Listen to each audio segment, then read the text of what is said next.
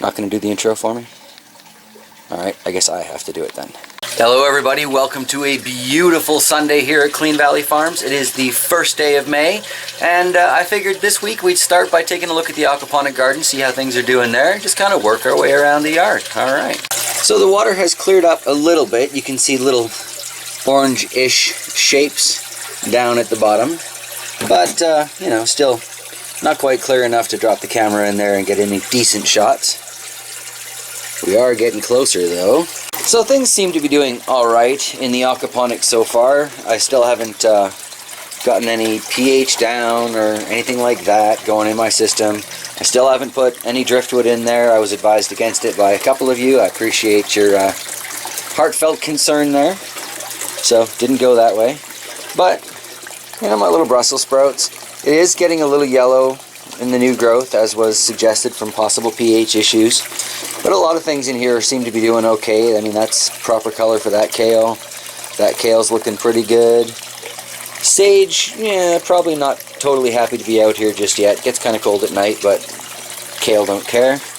I've also tried sprouting some hard wheat kernels in the aquaponics, and it seems to be working fairly well. Which is really exciting, because in the long run, I hope to be sprouting and growing a lot of the food for whatever rabbits and such that we get in here, just to kind of make it stretch a little farther. So that's a whole big part of the goal here with this current aquaponic system. It's getting grains sprouted. I'm going to try some sunflowers soon, I think. Seems to be working well enough for the wheats. I'll give the sunflowers a try. There's a quick look at the aquaponics though. Brought the fig outside, but I'm pretty sure it's dead. It's very floppy, like it's still got some life in there. It doesn't feel like a dead twig, but I don't see any leaves left on there. Between the wind and the sun, they pretty much trashed it. Might put up some new growth, but I'm not counting on it. Got kind of a staging area here where I'm slowly bringing things out. Brought out a couple of peppers, those both clearly dead.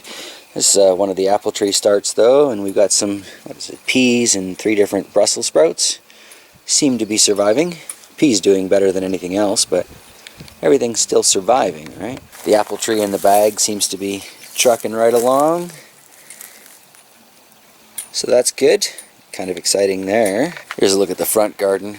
We've got these popping up. Quite lovely. Nice little splash of color. But the rest of it's pretty much just grass and a couple of tulips. Started weeding over here yesterday, thinking about putting amaranth in there. Should look nice, gets kind of tall from what I understand. So that'll look nicer than just a bare corner there. And bringing things out for along here as well. I've got some kale and some onions tucked away in there. Thinking about maybe planting some peas here, some beans when it warms up a little bit. Or just letting, you know, whatever's in there grow. Shock's hard at work on her fairy garden. Few tulips here and there sprouting up in really odd and random locations. Gotta love random. So far the trees that I've planted out along the side seem to be doing pretty well.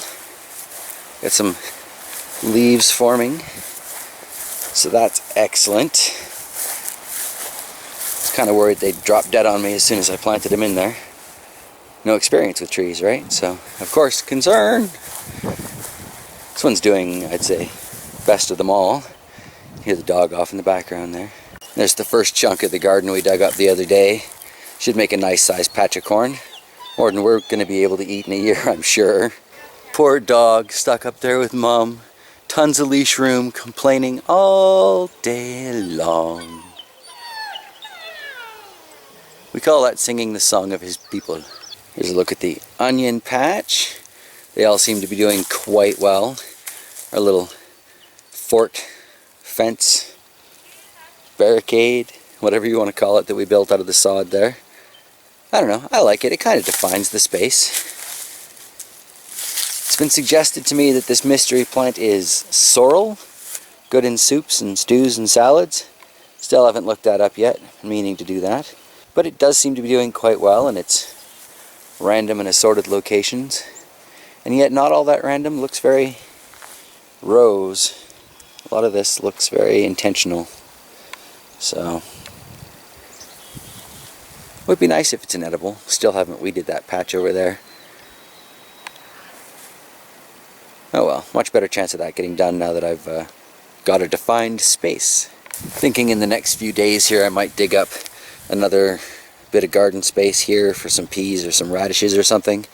Suppose I could use that there and just dig out some more for corn later, but you know, undecided. We'll see what the weather brings. Still moving around the berry bushes. A couple of gojis and the black lace elderberry here. Kind of liking the look of this location, but still not sure. Still want to find out what this is for sure. Like 98% sure it was an old well, but does that make it a good idea to plant over it, a bad idea to plant over it?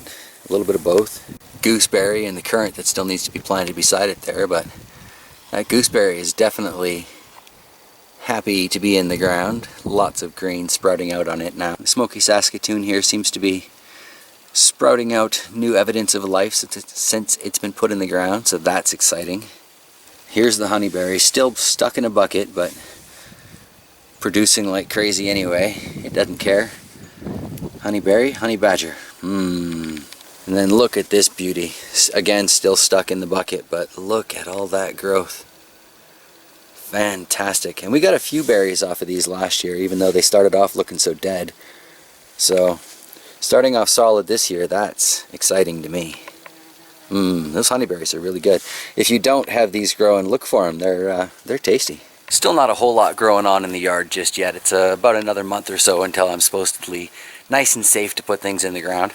So let's take a look at the southern facing windowsills that I seem to have commandeered pretty much all of, and see how the pepper shrine is doing. Here's a look at some of the ones I've got in the kitchen window. Lots of sun in this most of the day. But we've got little ladybug working hard for me, and quite a few nice looking pepper starts here. Still gotta wait to put them out, but we've got a couple that are forming little pepper flowers on them. And this one here with the ladybug has a very advanced pepper flower on it. There. As you can see, that's coming along nicely. Got even more forming up at the top there. Should probably pluck them off and all that jazz, but you know what? I'm letting them grow anyway. The other side of the kitchen window here is more of a herb garden, but I've snuck in a couple of peppers anyway. Forgive the change of the light. That's the corner of the house there, kind of starting with the shade, right? But as you can see, they seem to be doing nicely. Let's check the upstairs blue room windowsill.